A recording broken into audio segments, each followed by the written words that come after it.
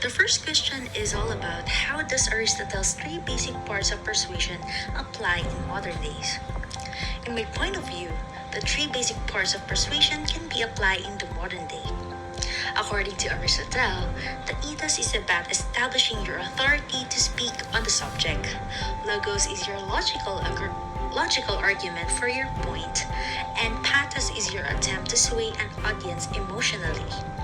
As the globalization arises, the widespread accessibility of mass media and especially the internet has made it easy for us to reach a vast audience.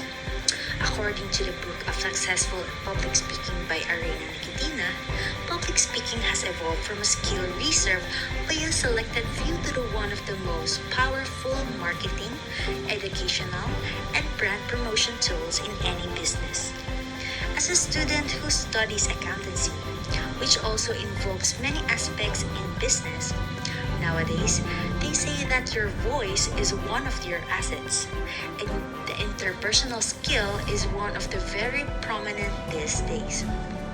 The best example for this is what we see and heard in social media platforms about the networking, entrepreneurial speakers, or the motivational speakers who persuades many people about earning a huge amount of money. These speakers use the good side of their company and what experiences they've gone through being a part of it and how it helps them to reach on top.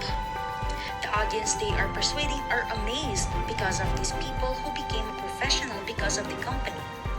They have a concrete evidences to present to people, and the experiences they've gone through puts emotional rage for these audiences to also join the business or their business. You can get many things in life by simply convincing someone else to give them to you, but they aren't going to give it to you without a good reason. Persuasion is the process of convincing an opponent to change his or her beliefs or behavior through moral or logical or emotional. When someone is persuaded to do something, they do it because they have come to believe it is the right best thing to do. The second question is about how do Cicero's five canons of rhetoric apply to modern day public speaking. So Cicero's five canons of rhetoric are important in public speaking today, since public speaking has three major goals: to inform the audience, to persuade the audience, and to entertain the audience.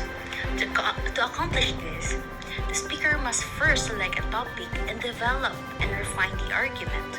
Second, arrange the speech to have a coherent argument. Third, determine the style you will use in order to have an impact on the audience. Fourth, memorize the speech in order to sound natural. And finally, deliver those arguments and statements in using effective voice and body language. For example, now that Halalan 2022 is approaching, the discussion between politicians will be exposed to the public in order for us to select the best candidate for elected positions. In this case, we will look at how politicians convey their messages through the use of their words.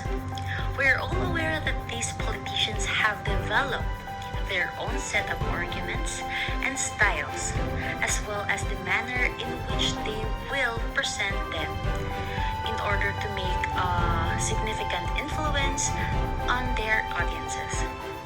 So, back in 2016, during the presidential debate, Duterte's issues, style, him being natural as the way he is, and his use of words were very straightforward that it entertained and persuaded many voters to vote for him.